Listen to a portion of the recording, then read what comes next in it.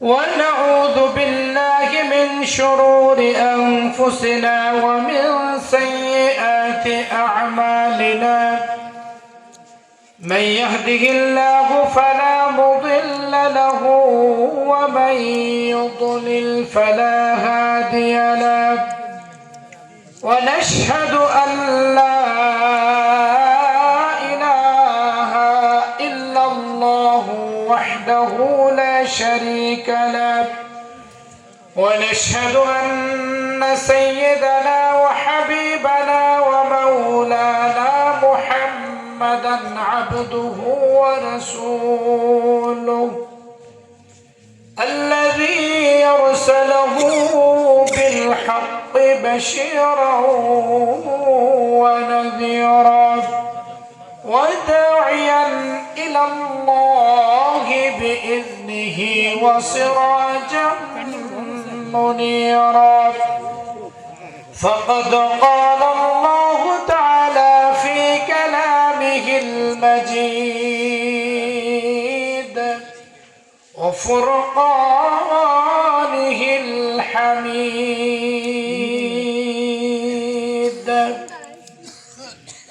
أعوذ بالله من الشيطان الرجيم.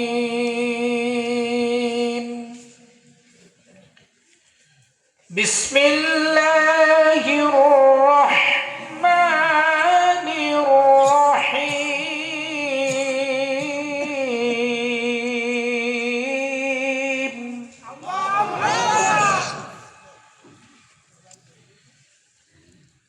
يريدون ليطفئوا نور الله بأفواههم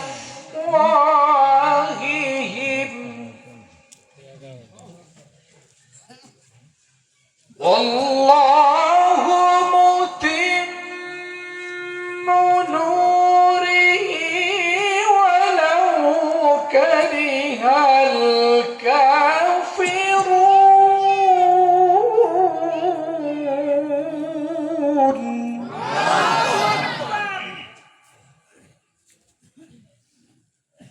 هو الذي أرسل رسوله بالهدى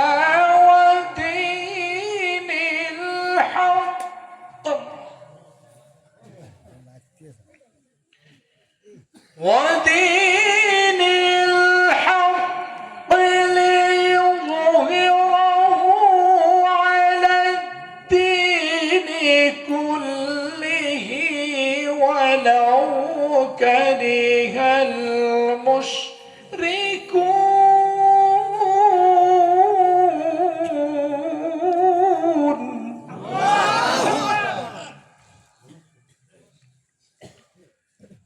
يا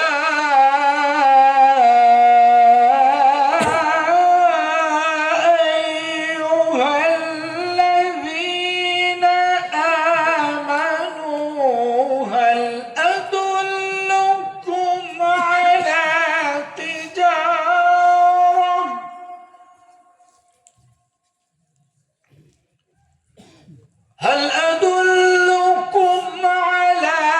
تجارة تنجيكم من عذاب أليم.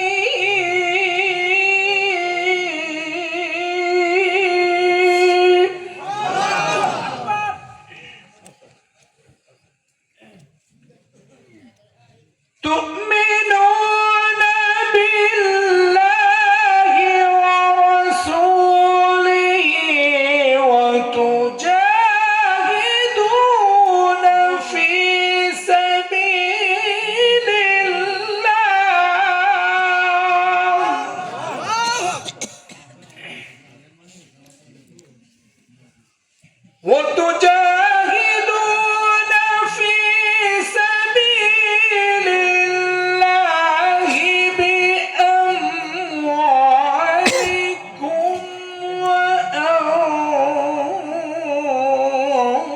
أنفسكم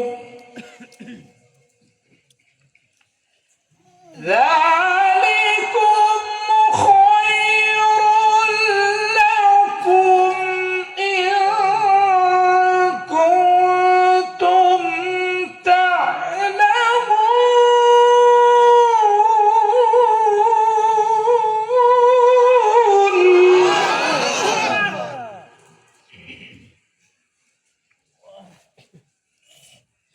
تؤمنون بالله ورسوله وتجاهدون في سبيل الله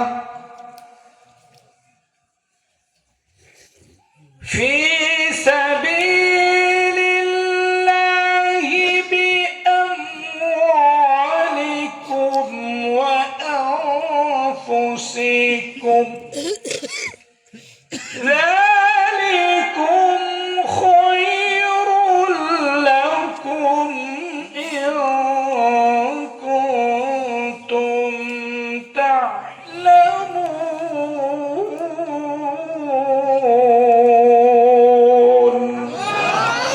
صدق الله العظيم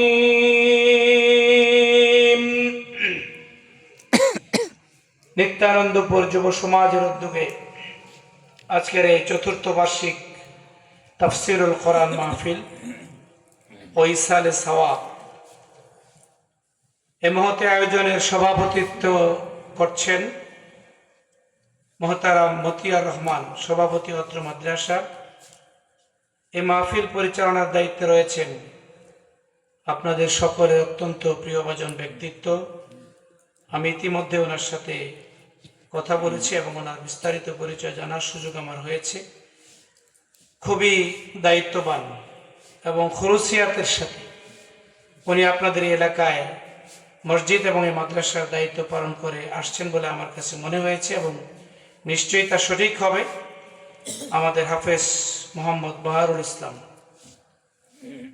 অন্যান্য আমন্ত্রিত ওলামায়ে কেরাম, বিশেষ করে আমার আগে যিনি আলোচনা করেছেন বিশিষ্ট ইসলামী চিন্তাবিদ ও বলিষ্ঠ কণ্ঠস্বর হযরত মাওলানা সেকান্দার আলী দরদি ঝিনাইদহ, এবং একটু আগে একসাথেই আমরা মেহমানদারিতে ছিলাম এবং আমি শুনেছি একেবারে মাগরিবের নামাজের পর থেকে দীর্ঘ সময় উনি মাহফিলে গুরুত্বপূর্ণ আলোচনা পেশ করেছেন। আপনাদের ইমাম সাহেবেরই সুযোগ্য ছোট ভাই হাফেজ মাওলানা মোহাম্মদ ইব্রাহিম খলিল সুদূর মাগুরা থেকে আগত, বগিয়াপুর বগুড়া জামে মসজিদ দায়িত্ব পালন করে আসছেন উনি। আমাদের মাঝে আরও আজকের এই মঞ্চে উপবিষ্ট রয়েছেন আপনাদের আমন্ত্রিত মেহমান।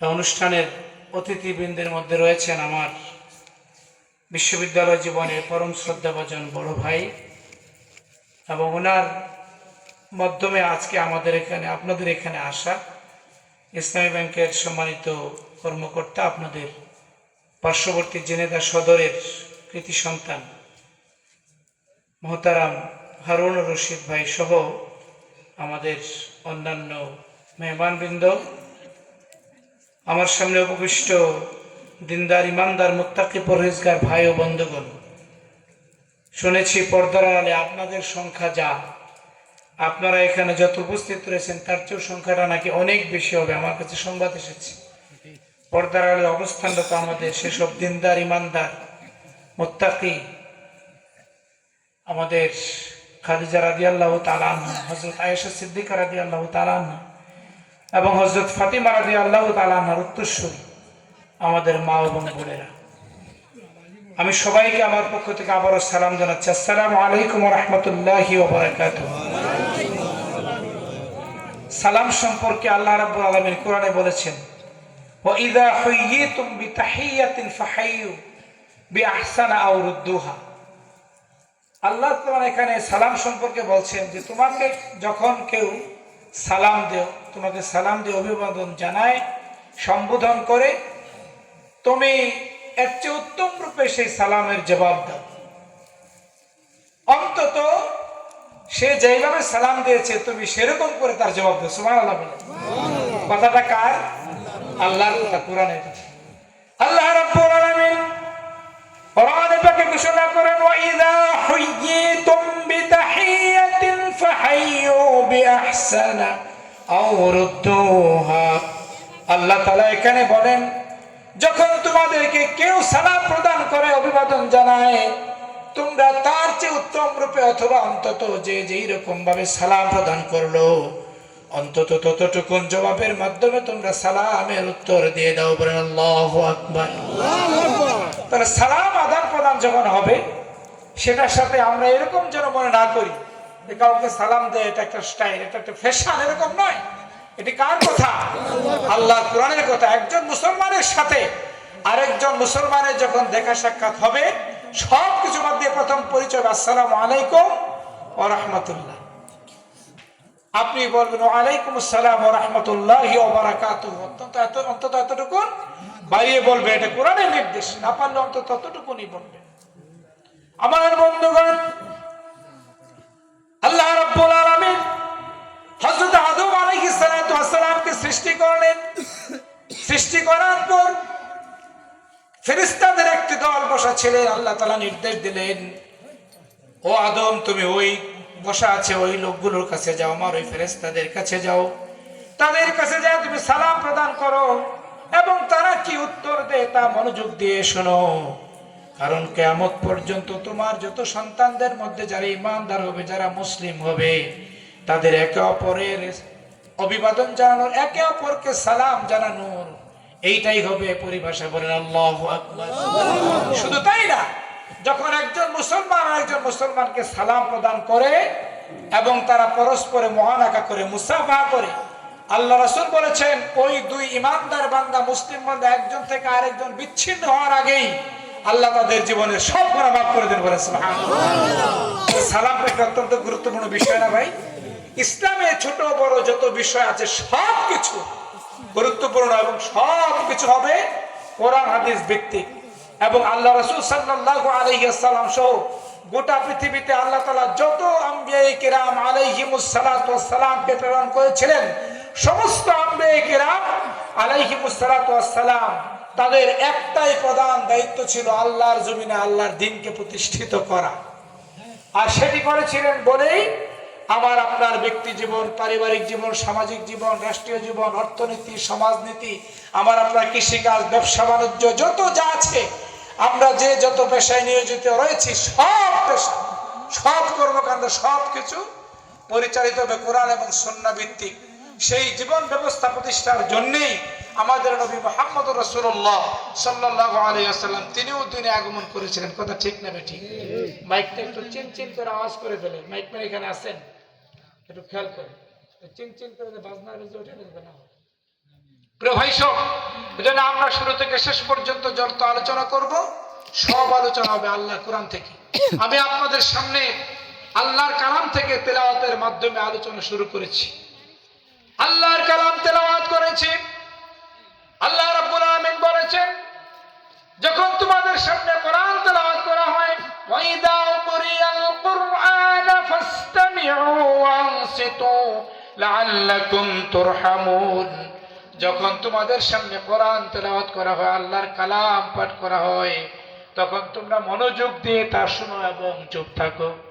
আল্লাহর ঘোষণা অনুযায়ী যদি এইটা দুইটা আদব রক্ষা করে আমরা শেষ পর্যন্ত কোরআনের সাথে লেগে থাকতে পারি, কোরআনের আলোচনা শুনতে পারি, আজকেও যদি আমরা শেষ পর্যন্ত এখানে বসে কোরআনের আলোচনা অত্যন্ত মহব্বতের সাথে ধৈর্য ধরে শুনতে পারি, আল্লাহর ঘোষণা অনুযায়ী আমরা আল্লাহ তাআলার রহমত নিয়ে এখান থেকে বাড়ি ফিরে যেতে পারবো ইনশাআল্লাহ। আল্লাহু আকবার। তাহলে আমরা শেষ পর্যন্ত এখানে আজকে কোরআনের আলোচনা শুনেই বাড়ি পর্যন্ত যাব এবং শুনবো খুলুসিয়াতের সাথে, সেগুলো বাস্তব জীবনে আমলের নিয়তে পারবো না ভাই ইনশাআল্লাহ। আল্লাহর কাছে সমস্ত ইবাদত বন্দেগী কবুল হওয়ার দুইটা শর্ত। একটা হচ্ছে কি, নিয়তের ইখলাস থাকতে হবে। কি থাকতে হবে? নিয়তের ইখলাস থাকতে হবে। আরেকটা হচ্ছে আমার আপনার আয় রোজগার, রোজে যা আমরা যা ভক্ষণ করি, যা পড়ি, যা কামাই রোজগার করি, এটা হালাল হইতে হবে। শর্ত কয়টা? দুইটা, নিয়তের ইখলাস, আরেকটা হচ্ছে হালাল রুজি। যদি নিয়তের ইখলাস না থাকে আর রিজিক যদি হালাল না হয়, তাহলে আল্লাহর কাছে কোনো কিছুই গ্রহণযোগ্য হবে না। এই যে আল্লাহর কালাম আমরা তেলাওয়াত, এই কোরআনের তেলাওয়াত আল্লাহ রাসূল যখন গভীর রাতে এই কোরআনের তেলাওয়াত করতেন, যারা দিনের বেলা কোরআনের বিরোধিতা করত তারা আল্লাহ রাসূলের ঘরে চতুর্দিক দিয়ে দাঁড়িয়ে দাঁড়িয়ে আল্লাহর কালাম শুনতো। কি ঘটনা ঠিক না বেঠিক? আল্লাহ রাসূল সাল্লাল্লাহু আলাইহি ওয়াসাল্লাম আল্লাহ তাআলার নির্দেশ অনুযায়ী রব্বুল আলামিন নির্দেশ করেছেন, ইয়া আইয়ুহাল মুযাম্মিল কুমিল লাইলা ইল্লা কলিলা নিসফাহু ওয়া বিনকুস মিনহু কলিলা আও জিদ আলাইহি ওয়া রাত্তিলিল কুরআনা তারতিলা। আল্লাহু আকবার। আল্লাহ রাব্বুল আলামিন নির্দেশ অনুযায়ী রাসূল করিম সাল্লাল্লাহু আলাইহি ওয়াসাল্লাম গভীর রাতে জেগে জেগে কিয়ামুল লাইল করতেন, কোরআন তেলাওয়াত করতেন। আবু জেহেল সহ কাফির নেতারা যারা দিনের বেলা রাসূলের কোরআনের বিরোধিতা করত, তারা সবাই রাতের গভীরে রাসূলের ঘরের চতুর্পাশে দাঁড়িয়ে দাঁড়িয়ে কোরআন তেলাওয়াত শুনতো। বলেন আল্লাহু আকবার। এমন ভাবে তারা কোরআন তেলাওয়াত শুনতো, ঘরের পাশে কে আছে কে নাই এটাও চিন্তা করার সুযোগ, এটাও বাবার তাদের কোনো অবস্থা থাকতো না। এই পর্যায়ে একদিন যখন আল্লাহ রাসূল গভীর রাতে তেলাওয়াত করতেছিলেন, সেই সময় আবু জেহেল, আবু লাহাব, সাহেবা উতবা সবাই মিলে মুহাম্মদ সাল্লাল্লাহু আলাইহি ওয়াসাল্লামের ঘরে চতুর্পাশে দাঁড়ায় দাঁড়ায় রাসূলের তেলাওয়াত শুনতে লাগলেন। যখন ফর্সা হয়ে গেল, সুবহে সাদিক যখন উদয় হলো, সেই সময় একজনের সাথে আরেকজনের দেখা হয়ে গেল। আবু জেহেল হুঙ্কার দিয়ে বলল, আমরা যারা কোরআনের বিরোধিতা করি তারা আবার রাতের বেলা এসে মুহাম্মদের তেলাওয়াত শুনি, কোরআন তেলাওয়াত শুনতে আসি। এই ঘটনা যদি ফাঁস হয়ে যায় তাহলে আমাদের তো নেতৃত্ব নষ্ট হয়ে যাবে, নেতৃত্ব খতম হয়ে যাবে। আবু জেহেল সিদ্ধান্ত দিল, আগামীকাল থেকে আর কেউ মুহাম্মদের কোরআন তেলাওয়াত শুনতে আসবে না। পরের দিন আবু জেহেল ভাবল, আমি নিজেই যেহেতু ঘোষণা দিয়েছি আর আজকে তো কেউ কোরআন তেলাওয়াত শুনতে আসবে না, এই সুযোগটা আমি একটু গ্রহণ করি। আবু লাহাব, সাহেবা, উতবা প্রত্যেকেই ব্যক্তিগতভাবে এক এক করে এরকমটি মনে করে পরের দিন আবার সবাই এক এক করে মুহাম্মদ সাল্লাল্লাহু আলাইহি ওয়াসাল্লামের ঘরের চতুর্পাশে অবস্থান নিল। কোরআন তেলাওয়াত শুরু হয়ে গেল। তারা মধুর সুরে কোরআন তেলাওয়াত শুনলো। কে আসছে কে গেছে এটা কারো খেয়াল করার সুযোগ হইল না। যখন ফর্সা হয়ে গেল, যখন সুবহে সাদিক দেখা দিল, একটু ফর্সা হলো, তখন আবার একজনের সাথে আরেকজনের দেখা হলো। সেই সময় আবু জেহেল জোরে হুঙ্কার দিয়ে বলল, তোমাদেরকে গতকালকে কি বলা হয়েছিল, আজকে আবার কোরআন তেলাওয়াত শুনতে আসলে কেন? অন্যরা বলল, আবু জেহেল মাথা বলিটা একটু কমায়া করো, ঘোষণা তো তুমিই দিচ্ছ, তুমি তো আমাদের সবচেয়ে বড় নেতা, তুমি আসলে কোনো সেই কথার আগে জবাব দাও। প্রিয় ভাই সব, আল্লাহর কালামের তেলাওয়াত, আল্লাহর কালামের মধুরতা, আল্লাহর তেলাওয়াতের আকর্ষণ এত বেশি। আল্লাহ রাসূল সাল্লাল্লাহু আলাইহি ওয়াসাল্লামের একজন সাহাবী, তিনি রাতের বেলায় গভীর রাত জেগে জেগে তেলাওয়াত করতেন। ওনার একটি উট ছিল, সেই উট লালন পালন করতেন, ঘরে বাসায় উট বাঁধা। তিনি রাতের গভীরে উঠে কোরআন তেলাওয়াত করছে আর উটটা ছটফট ছটফট ছটফট করছে। সাহাবী তেলাওয়াত বন্ধ করে ঘরের বাইরে যান, উটের ছটফট করা অবস্থা বন্ধ হয়ে যায়। আবার তিনি ফিরে এসে কোরআন তেলাওয়াত করতে থাকেন।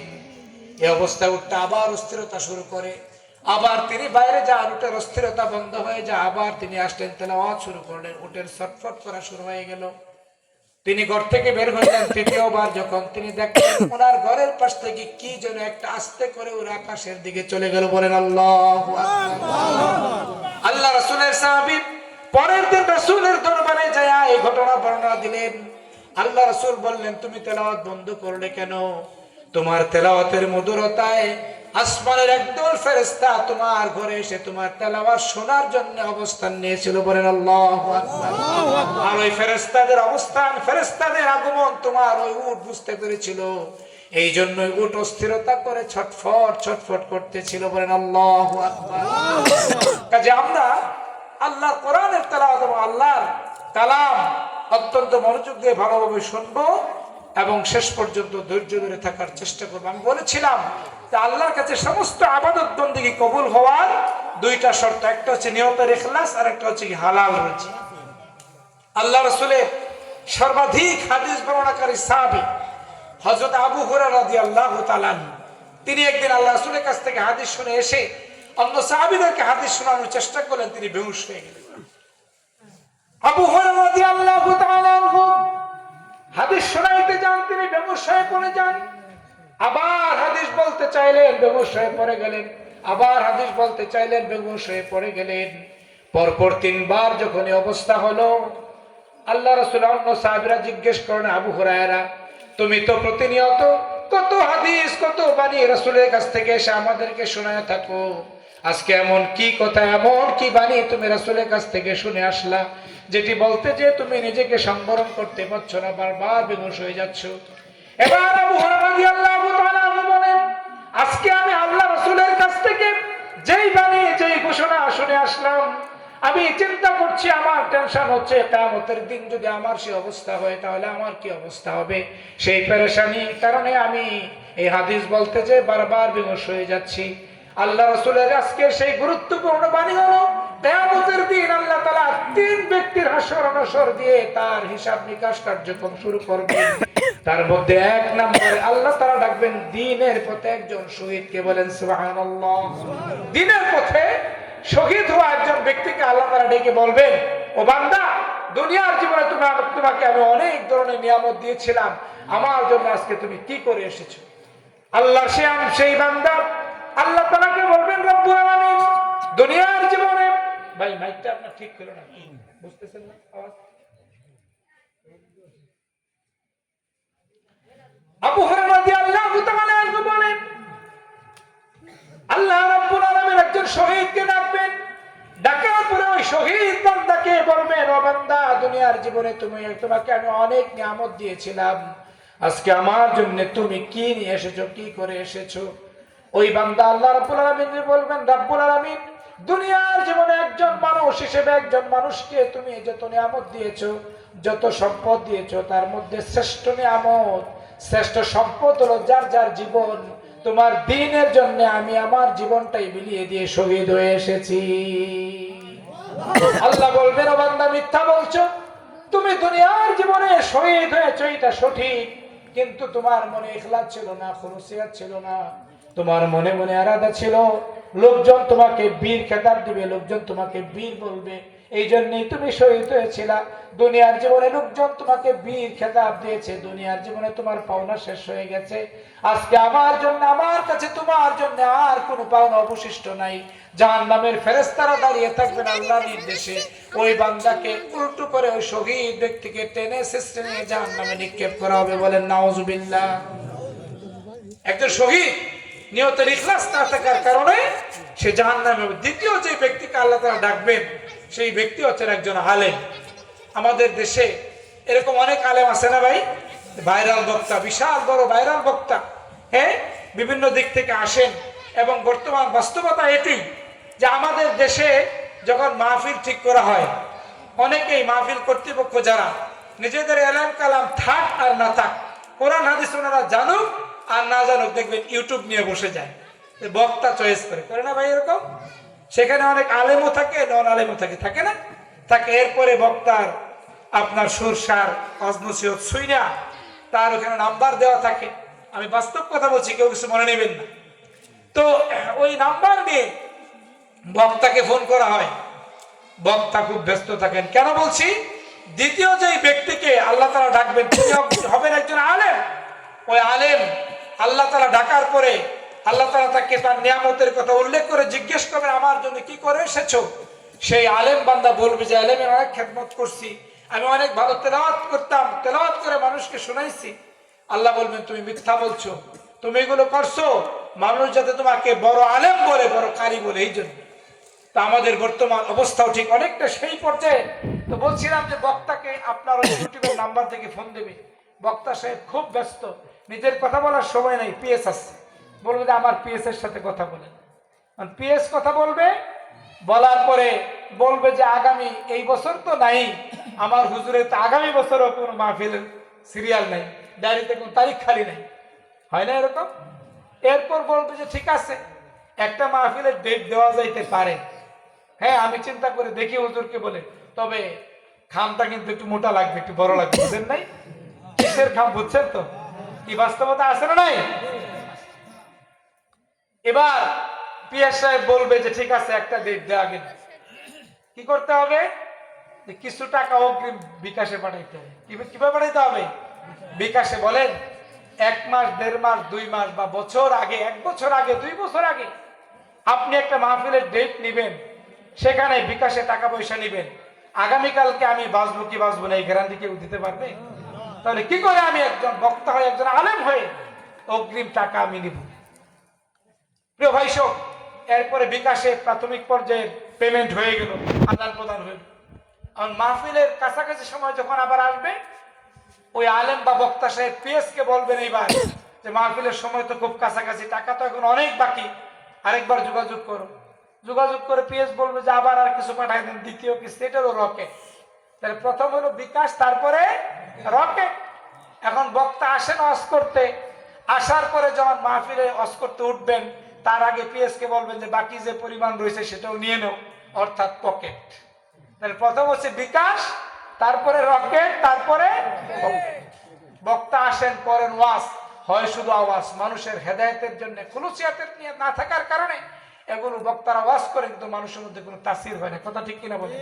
মাহফিল অনেক হয়, মানুষের মধ্যে কোনো পরিবর্তন নাই। সমস্যা উভয় দিক থেকে। আমরা যারা শ্রোতা, আমাদেরও খুলুসিয়াতের অভাব। আমরা যারা বক্তা, আমাদের তো খুলুসিয়াতের অভাব আছে। মনে রাখবেন, আজকে আমরা যারা এখানে বসে আলোচনা করছি, আমাদের মর্যাদা বেশি না আপনাদের মর্যাদা বেশি জানেন? আল্লাহ রাসূল বলেছেন যে শুনে তার মর্যাদা আল্লাহর কাছে অনেক বেশি। শ্রোতার জন্য সুসংবাদ, বক্তার জন্য দুঃসংবাদ, মুয়াজ্জিনের জন্য সুসংবাদ, ইমামের জন্য দুঃসংবাদ। আপনারা যারা এখানে নিচে বসে শুনতে পাচ্ছেন, শুনছেন ধৈর্য ধরে, আপনাদের মর্যাদা আল্লাহর কাছে অনেক বেশি। সুবহানাল্লাহ।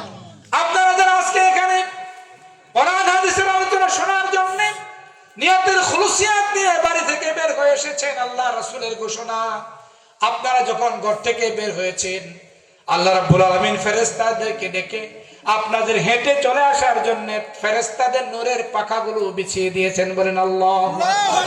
এখানে যে আপনারা এসেছেন কোরআন হাদিসের আলোচনা শোনার জন্য, আপনাদের মর্যাদা এতই বেশি, আল্লাহ ফেরেশতাদেরকে ডেকে ডেকে এই ঘোষণা দিয়েছেন, এই নির্দেশ দিয়েছে যে আমার এই বান্দারা দ্বীনি আলোচনা শোনার জন্য, আলেমের জন্য যারা মাহফিলে যাচ্ছে, তাদের হেঁটে চলার জন্য তোমাদের নূরের পাখাটা বিছিয়ে দাও। বলেন সুবহানাল্লাহ। এত মর্যাদা আপনারা যারা শ্রোতা হিসেবে আজকে এসেছেন। প্রিয় ভাই সব, নিয়তের ইখলাসের কথা বলছিলাম। দ্বিতীয় ব্যক্তি গেল আলেম। তৃতীয় ব্যক্তি হবেন একজন দানবীর, একজন সম্পদশালী ব্যক্তি। আল্লাহ ওই সম্পদশালী ব্যক্তিকে ডেকে বলবেন, বান্দা, দুনিয়ার জীবনে আমি তোমাকে অনেক নিয়ামতের অধিকারী বানিয়েছিলাম, আজকে আমার জন্য তুমি কি করে এসেছো? ওই বান্দা বলবে, আল্লাহ যেরকম সম্পদ তুমি আমাকে দিয়েছিলা, এরকম ব্যাপক হারে দান খয়রাত আমি করেছি। আল্লাহ বলবেন, বান্দা, তুমি মিথ্যা বলছো, দান খয়রাত করেছো এই কথা ঠিক, কিন্তু তোমার নিয়তের মধ্যে খুলুসিয়াত ছিল না।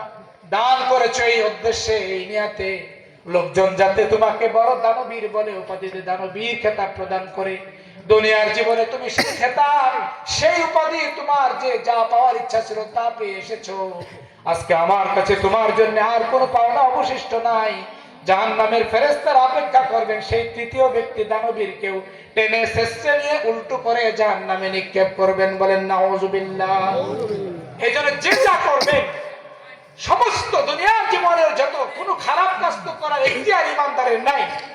যত ভালো কাজ, ছোট বড় যত আমল আমরা করব, সমস্ত আমল করার একটা উদ্দেশ্য থাকবে, আল্লাহ তাআলাকে খুশি করা, পরকালে নাজাত পাওয়া। কি বলেন? আর কোনো দ্বিতীয় উদ্দেশ্য থাকা যাবে না। যদি আমার আপনার নিয়তের ইখলাসটা থাকে, তাহলে অল্প আমল আমাদের দুনিয়া এবং পরকাল উভয় কালের জন্য বড় সম্পদ হিসেবে, বড় সহায়ক হিসেবে কাজ করবে। আল্লাহ রাসূলের হাদিস, মিশকাত শরীফের হাদিস, বনি ইসরাঈলের তিন ব্যক্তি, তারা একদিন রাস্তা দিয়ে যাচ্ছিলেন, অনেক দূর পথ, হঠাৎ করে রাস্তার মধ্যে বিশাল ঝড় বৃষ্টি শুরু হয়ে গেল। তিনজন বনি ইসরাঈল, মিশকাত শরীফের হাদিসে কি, তারা রাস্তা দিয়ে যাচ্ছিলেন, বিশাল ঝড় বৃষ্টি শুরু হয়ে গেল। তারা ঝড়ের প্রচন্ডতায় দৌড়িয়ে গিয়ে একটি পাহাড়ের গুহার মধ্যে আশ্রয় নিয়েছে। বলেন সুবহানাল্লাহ। তারা পাহাড়ের গুহার মধ্যে ঢুকে গেল। ঝড়ের প্রচন্ডতার কারণে ওই পাহাড়ের উপর থেকে একটা বিশাল বড় পাথর গড়াইতে গড়াইতে ওই গুহাটার মুখ এসে বন্ধ করে দিল। এমন পরিমাণে গুহাটার মুখ বন্ধ হয়ে গেল, ওই তিন ব্যক্তি এখান থেকে বের হবেন এইরকম কোন উপায় আর থাকলো না। ঝড় বৃষ্টি বন্ধ হয়ে গেল, এবার তারা বের হবেন, দেখলেন গুহার মুখে বিশাল বড় পাথর। তারা নিজেরা চেষ্টা করলেন, কিন্তু একটু পরিমাণ পাহা আছে, পাথরটা নাড়াইতে তারা সক্ষম হলেন না।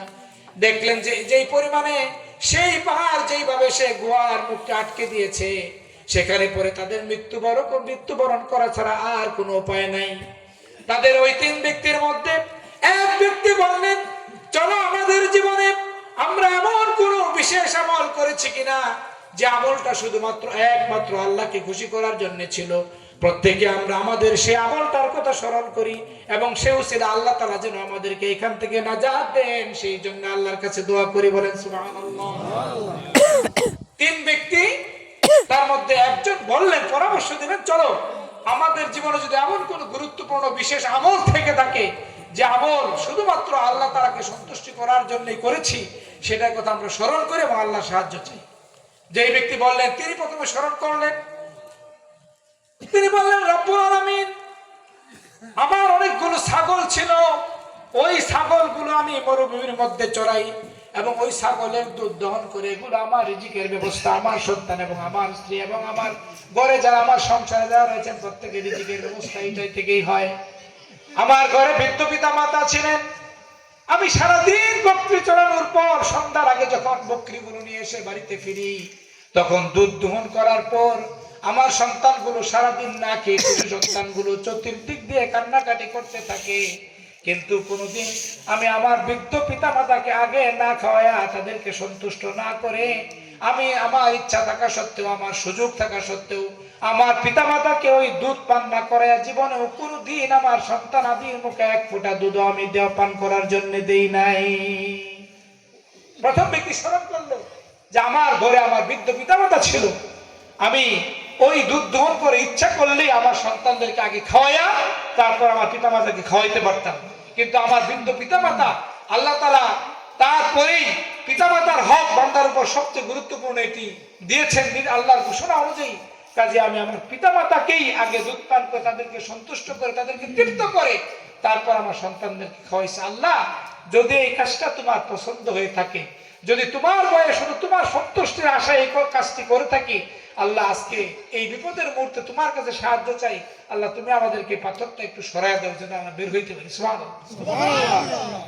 দ্বিতীয় ব্যক্তি মনে করলেন, তিনি বয়সে একজন যুবক ছিলেন, আরো যখন বয়সে তিনি যুবক ছিলেন, তিনি মনে করলেন, আমার জীবনে আমি যখন বয়সে যুবক ছিলাম, আমার পাশের ঘরে আমার একজন সুন্দরী চাচাতো বোন ছিল, আমি তার সাথে একদিন নিরিবিলি একান্ত পরিবেশে পাইয়া তার সাথে প্রেম বিনিময় করার জন্য তাকে যখন আটকাইলাম একান্ত নিরিবিলি পরিবেশে, চূড়ান্ত পর্যায়ে যখন তার সাথে আমি একেবারে ব্যভিচারের পর্যায়ে চলে গেলাম, সেই সময় আমার চাচাতো বোন নিরুপায় হয়ে আল্লাহকে উদ্দেশ্য করে, আমাকে উদ্দেশ্য করে বললেন, হে যুবক, ইত্তাকুল্লাহ, তুমি আল্লাহ তাআলাকে ভয় করো। আমাকে উদ্দেশ্য করে আমার চাচাতো বোন বললেন, যখন দেখলো একান্ত পরিবেশে নিরিবিলি তার হাত থেকে, আমার হাত থেকে তার বাঁচার আর কোনো উপায় নাই, সেই সময় আমার বোন আমাকে উদ্দেশ্য করে বলল, ইত্তাকুল্লাহ, হে যুবক, তুমি আল্লাহ তাআলাকে ভয় করো। এই কথা বলার সাথে সাথে আমি আমার চাচাতো বোনের সাথে কোনো দুর্ব্যবহার না করে তাকে ছেড়ে দিয়ে আমি লাফ দিয়ে সেখান থেকে উঠে চলে এসেছিলাম। রাব্বুল আলামিন, একমাত্র তোমার ভয়ে সেই দিন তো এই অবস্থায় নিরিবিলি পরিবেশে, একান্ত পরিবেশে, সেইখানে আর কেউ ছিল না। আমার যে শক্তি সামর্থ্য ছিল, আমার হাত থেকে আমার চাচাতো বোনের বাঁচারও কোনো উপায় ছিল না। শুধু তোমার ভয়ের কথা সে স্মরণ করায় দেওয়ার কারণে, একমাত্র তোমার ভয়ে আমি সেদিন তার সাথে কোনো দুর্ব্যবহার না করে সেখান থেকে ফিরে এসেছিলাম। আল্লাহ গো, যদি এই কাজটা তোমার পছন্দ হয়ে থাকে এবং এই কাজটা যদি তোমার সন্তুষ্টির আশায় করে থাকি, আজকে এই পাথরটা আরেকটু পরিমাণ আমাদের এখান থেকে সরায় দাও। বলেন আল্লাহু আকবার। পাথরটা আরেক ধাক্কা পরিমাণ সরে গেল। 3 নম্বর ব্যক্তি, তিনি স্মরণ করলেন যে ওনার জীবনে একজন কাজের লোক ছিল। আমরা অনেকেই দিন মজুর রাখি না, সারাদিনের একজন দিন মজুর তিনি রেখেছিলেন। সন্ধ্যাবেলায় তার মজুরি, তার পারিশ্রমিক না নিয়ে সে চলে গেল হঠাৎ করে মালিককে না বলে। তিনি চিন্তা করলেন, এই লোকটাকে দিয়ে সারাদিন কাজ করাইলাম, এখন সে না বলে চলে গেল, আমি তো ঋণী হয়ে গেলাম, তার ঋণ তো আমি পরিশোধ করতে পারবো না। সেই ব্যক্তি তার ওই কাজের পারিশ্রমিক দিয়ে চিন্তা করলেন যে একটা ছাগল কিনে ফেলবেন। একটা ছাগল কিনলেন। দেখেন, ওই টাকাটাও কিন্তু তিনি রেখে দিতে পারতেন, না রেখে দিয়ে তিনি একটা ছাগল কিনলেন। সেই ছাগলটা লালন পালন করলেন। লালন পালন করার পর ছাগলটা বাচ্চা দিতে দিতে বহু বছর হয়ে গেল। ছাগলটা বাচ্চা দিতে দিতে দিতে এক পর্যায়ে বিশাল বড় একটা ছাগলের পাল হয়ে গেল, বলেন সুবহানাল্লাহ। বহুদিন পর ওই দিনমজুর আমার কাছে এসে তার পারিশ্রমিক দাবি করলো।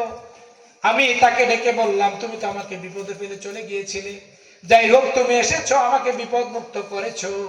ওই যে দেখো বিশাল মাঠে যে বিশাল ছাগলের পাল ঘাস খাচ্ছে, এই সবগুলো ছাগলের পাল তোমার পারিশ্রমিক, তুমি এগুলো সব নিয়ে যাও। দিনমজুর বলল, আপনি আমার সাথে ঠাট্টা করেন নাকি? আমার একদিনের পারিশ্রমিক, একদিনের দিনমজুর, এত পরিমাণ ছাগল কিভাবে হয়? তাকে বুঝিয়ে বলা হলো, না অবশ্যই এগুলো সব তোমার। তোমার সেই টাকা দিয়ে আমি একটা ছাগল ক্রয় করেছিলাম, সেই একটা ছাগল থেকে ছাগল হইতে হইতে একটা থেকে আরেকটা বাচ্চা দিতে দিতে আজকে বিশাল ছাগলের বাহিনী, বিশাল একটা ছাগলের পারে পরিণত হয়েছে। এগুলো সব তোমার, তুমি সবগুলো নিয়ে যাও। ওই দিনমজুর হাসতে হাসতে খুশিতে আনন্দে সবগুলো ছাগল নিয়ে চলে গেল, বলেন সুবহানাল্লাহ। তিনি বললেন যে আল্লাহ, এই কাজটা যদি তোমার সন্তুষ্টি আশায় করে থাকি, আমি তো এটা না করলেও পারতাম। সে না বলে চলে গিয়েছে, আমি তার একদিনের মজুরি রেখে দিলেও পারতাম, আমি সেটাও না করে তার পারিশ্রমিক দিয়ে আমি একটা ছাগল ক্রয় করার পরে বিশাল ছাগলের মালিক সে হইল, অনেক সম্পদের মালিক হইল। এটা যদি তোমার সন্তুষ্টির আশায় করে থাকি, আজকে এখান থেকে আমাদেরকে পাথরটা এতটুকু সরাই দাও, আমরা তিনজন এখানে বের হয়ে যে নিরাপদে আশ্রয় নিতে পারি, বাঁচতে পারি, বলেন সুবহানাল্লাহ। এই কথা বলার সাথে সাথে পাথরটা আরো একটু পরিমাণ সরে গেল, ওই তিন ব্যক্তি সেইখান থেকে নিরাপদে বের হয়ে বাড়িতে চলে গেলেন, বলে সুবহানাল্লাহ। কাজে নিয়তের ইখলাস যদি থাকে, আপনি যদি বিশুদ্ধ